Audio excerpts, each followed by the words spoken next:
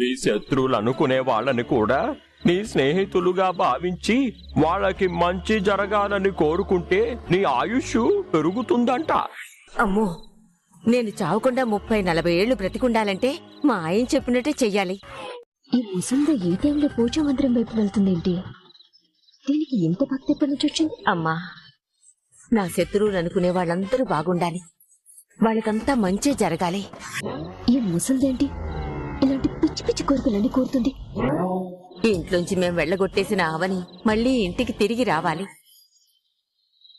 అవనికంతా మంచే జరగాలి, ఈ ఇంటికి తిరిగి వచ్చేలా చేయి తల్లి. అవని మళ్ళీ ఈ ఇంటికి రావాలని, దానికి మంచి జరగాలని కోరుకుంటున్నావేంటి? నీకేమైనా పిచ్చి పట్టిందా? తమాషాలు చేస్తున్నావా? కోపడికే, నేను ఇంకో నెల రోజుల్లో చచ్చిపోతాను. నేను చావకుండా ఆయుష్ పెంచుకోవాలంటే